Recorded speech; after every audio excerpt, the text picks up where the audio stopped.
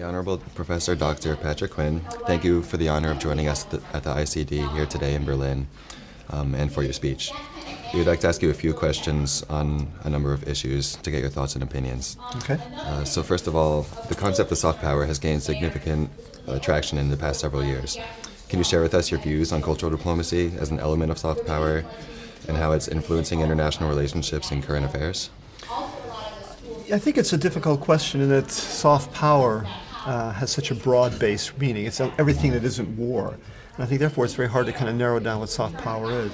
For me, if you're talking about the nature of what I said in my paper about cultural diplomacy, meaning trying to bring out equality and simple sort of rationality between peoples to share, to build up the idea of critical thinking and aspects like that in education, then I would say it hasn't been very powerful at all.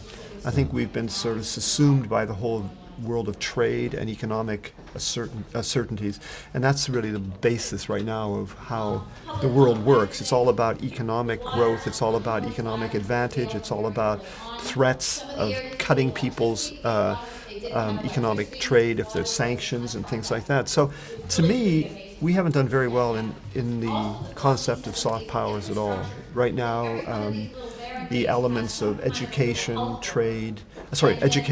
and other soft powers just don't really have much of a role to play anymore. And I think my paper was trying to say we've kind of lost our way. We seem to think that everything that deals with soft power is about money, economics, building, and that's how you show your responsibility to other nations.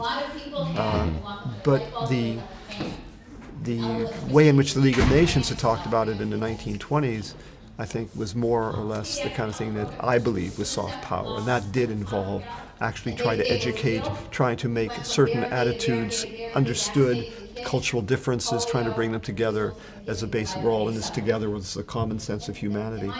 But quite frankly, I just don't see that as a concern anymore. And as I said in my paper as well, the cultural attaché, the whole side of that aspect of diplomacy seems to be drawing back because you can't show the economic success of it. It doesn't measure in money. Right. And as a result, we're stuck with a world in which there's an absence of ideas that are being shared, of religious toleration being shared. And you can look anywhere you want, anywhere in the world, and you see that's the case. The North Koreans don't understand the South Koreans. Do they talk? No. Do the Arabs talk with the United States? Yeah, for a while. And then, of course, the United States doesn't listen, and then the Arabic countries don't listen. We have problems. So there is no soft power anymore. It's a delusion. It's an idealistic concept that we don't really have much, I should say. Of course, there are occasional things, but much time for anymore. Okay, that's my opinion. You talked about the Arab world as well. Considering your experience working in Iraq and the Middle East, what are your views on EU's external service operating actions in the area? And specifically, do you believe that cultural relations both within the Middle East and between the Middle East and the EU have been improved or have the potential to improve? I think that there are elements in the Middle East that have improved. I think the idea of places like the British Council and still do a good job in terms of education, that side of things. But again, I'm going to sound like very negative about everything here, but frankly, there's still a tremendous amount of one-sidedness in this. There's very little that comes back from the Middle East that shows a sort of reciprocity between the two, that we understand the nature of what the Middle East mentality is here in the European Union or in the United States. And until we actually realize that cultural diplomacy is a two-way street, that it isn't just about us going in and saying, this is what democracy is, this is what's wrong with the way you run the country, this is, you crazy extremists, you're doing to it. Until that kind of stops, and there's an awareness by the European Union and by the United States that they have something to say, that these civilizations have been around longer than ours. And just because we hold the lead right now doesn't mean we're going to be there. And I would also add, this is still the same problem with China. China, culturally, we don't have any sense of what the Chinese think. And until we actually solve that problem, until we start listening instead of telling, it's never going to happen. My experience in Iraq was a clear piece of evidence of that. We could see the tension between Iran and Iraq much clearer because we were talking with the people. I lived in Mosul, which was very much involved with the Kurdish problem, which was kind of like a buffer between the two. We could see that nobody listened to each other. Nobody cared. The Iranians didn't talk to the Iraqis. The West didn't talk to the East. At that time, the Russians were playing games politically. So as a result, the war breaks out, and we're surprised. But nobody has listened. And I think, so to answer your question, I think the EU has a long way to go before we solve the problems that are necessary for a true dialogue between the Middle East. I'll tell you what I also, just as a sidelight to this, it's going to be very interesting to see what happens when the oil runs out in the Middle East. And with all the fracking going on, of course, now the United States is going to be self-sufficient. The pipeline now from Azerbaijan going into Italy and Greece.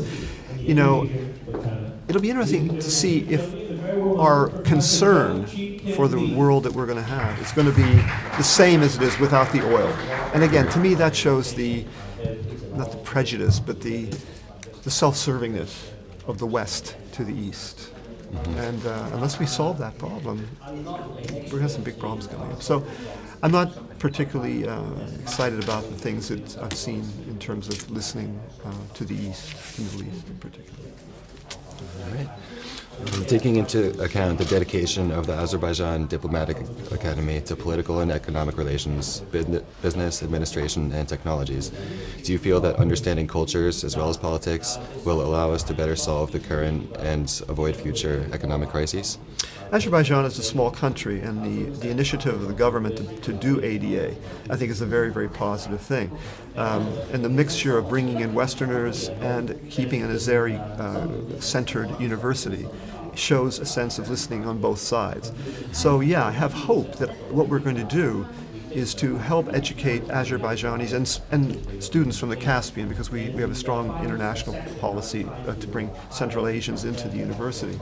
Well, hopefully have them understand both sides of the issue and understand what the West can offer, but also what we can learn from the Caspian countries. Mm-hmm. And ADA's purpose really is to move away from the former Soviet Union kind of thought, mind control-ish kind of mentality, to open it up to a much broader sense of inquiry, of curiosity, of understanding. And what we're trying to do is to inculcate that in our students. If we can do that, if we can walk a balance as a bridge, and right now Azerbaijan does want to be a bridge. It's looking very much to the West, and they want EU partnership in some way. But we know we're in Central Asia, so we're also dealing with the former Soviet Union country of republics, and trying to find ways in which to tie them into this. So in a sense, if ADA works even 5% of its potential to help bring the Central Asian countries in line with the West and help even with the Middle East, because of course we sit next to Iran, perhaps we'll do our bit to help do that, and hopefully they'll see a model, everyone will see a model and say, let's try and do a little bit more of that and send their students to ADA, to Azerbaijan. And even maybe we can help solve our own internal problems with Armenia because of the same kind of mentality. If we could do that, even that, to help reduce some of the tensions. And this is another, not too many people in Europe or North America realize that the potential for a war between Armenia and Azerbaijan is still very real. And what we're going to have is we're going to have Russia supporting Armenia, we're going to have Israel supporting Azerbaijan, and then we're going to have the United States supporting Israel. And I can see this one going down the line as a disaster as well. So we're trying to, through education, through understanding, through cultural, through civilization, to try and defeat this problem before it happens. Whether we'll be successful, we're 2 years into our existence.